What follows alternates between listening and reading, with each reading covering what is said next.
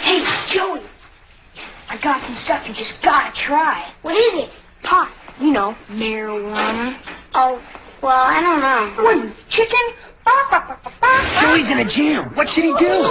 Kate. Get a pizza. Excellent. Get a pizza. Get real. Get out of there. You got it. Let's see if Joey's that smart. I'm not chicken. You're a turkey. He's right. Drug dealers are dorks. Don't even talk to him. Cowabunga! In the 19th century, marijuana was far from the recreational drug of a future time. By and large, its only use comes from patent medicines.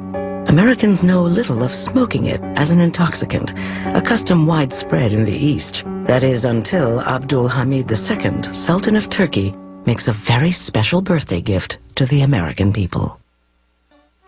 1876. A World's Exposition is held in Philadelphia to celebrate the 100th anniversary of the Declaration of Independence.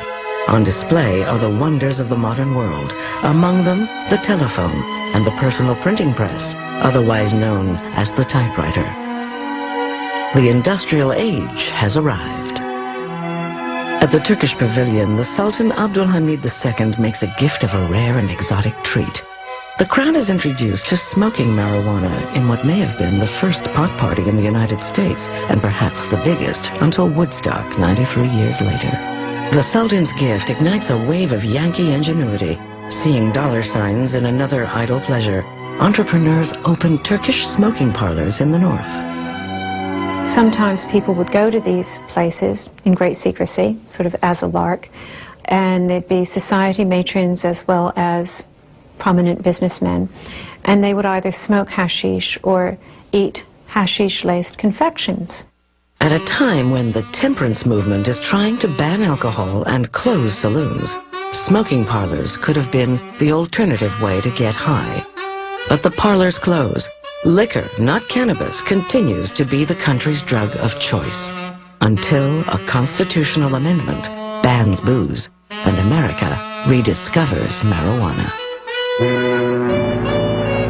New Orleans, 1920. America's second largest port is America's #1 party city. In this brawling place, where blacks, French Cajun, Spanish, American, Europeans, and Chinese live, work, and play, a new music emerges out of the constant clash and commotion of culture. The music is jazz.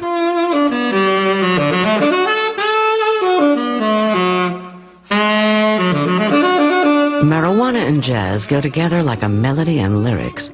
Where jazz goes, reefers follow. But there's another reason for its widespread use. In 1920, it is the only legal drug in town. Even here, where everything the flesh desires can be had, prohibition keeps the flow of liquor out of sight. The choice of a new intoxicant becomes the perfectly legal weed, shipped in from the Caribbean, Mexico, and South America, and sold like cigarettes in jazz clubs, markets, and pharmacies. It is cheap and popular. But even in paradise, there's trouble. New Orleans is in the midst of a crime wave. Murder dominates the headlines and attracts William Randolph Hearst's attention, eager for a sensational story to sell.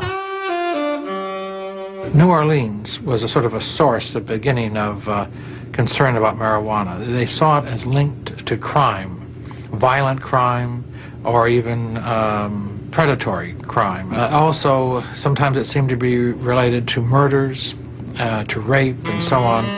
Hearst coins the phrase marijuana menace and prints lurid tales about the drug's capacity to cause rape, murder, and mayhem.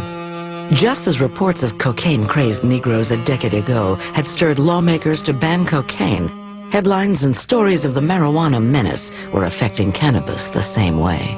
Society worries about its members who are not in control of their mind. So in order to prevent chaos in society, limit the use of the product or the thing that's inducing those kinds of effects. State lawmakers were quick to ban a drug that they identified with black violence. In 1924, Louisiana joins 14 other states banning the distribution of marijuana for non-medical purposes. And it gets back to the scapegoat. So you can scapegoat different racial groups, you can scapegoat the lower classes, you can use the drug to do the scapegoating for you. You can attack them because they're using the drug. Slowly and surely, it will be banned across the country, state by state, for one reason or another. In the Southwest, the reason for a ban on pot was economics and prejudice. They were worried about all these Mexicans down on the Texas border who were, it was the depths of the Depression. And these Mexicans had been a very useful labor force in the 20s when we needed them, but now as the Depression, you got all these gringos in the bread line. You sure as hell don't need all these Mexicans. So how could we stigmatize them and get rid of this cheap labor force and get them out of here? According to the San Antonio Gazette, quote, "The men who smoke this herb become excited to such an extent that they go through periods of near frenzy and worse. It is always aggressive as the crimes which have been committed in garrisons, armories, barracks, and the humble suburbs of Mexico." In 1931, Mexican repatriation becomes law.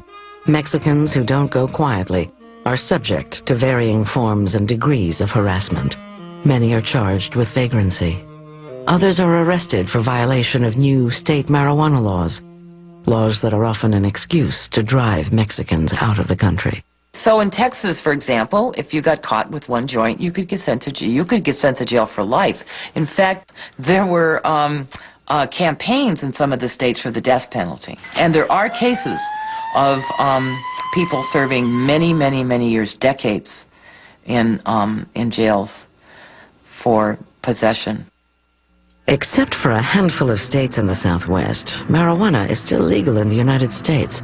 But that will change soon after Harry J. Anslinger, the nation's top drug enforcement agent, takes office at the Federal Bureau of Narcotics.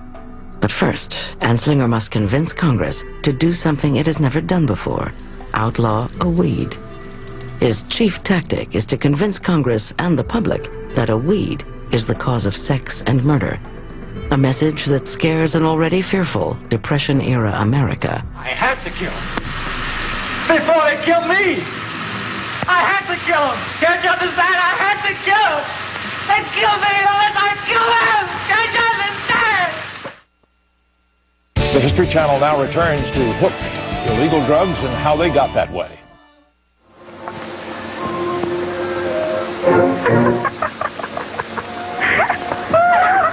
In 1930, the gaiety of marijuana collides with a nation in despair. Across the United States, the Great Depression has brought joblessness, breadlines, and above all, fear to America.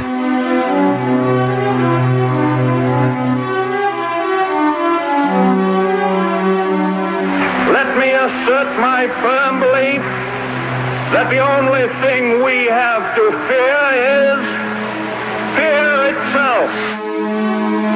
But the nation's fear is not just economic. There are fears of crime and gangsters, unions and communists, immigrants, and even alcohol.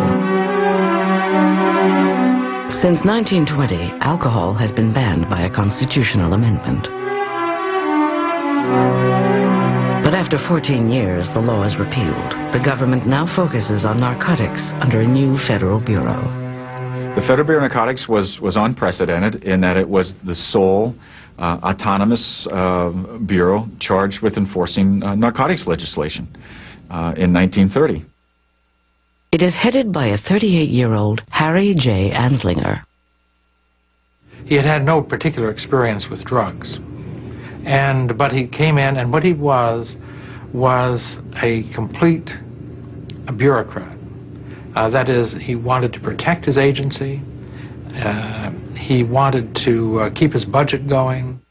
To Anslinger, there is nothing glamorous about fighting drugs. But soon he sees that it is one of the most important issues of his time, endorsed by some of the country's most powerful men, like publisher William Randolph Hearst.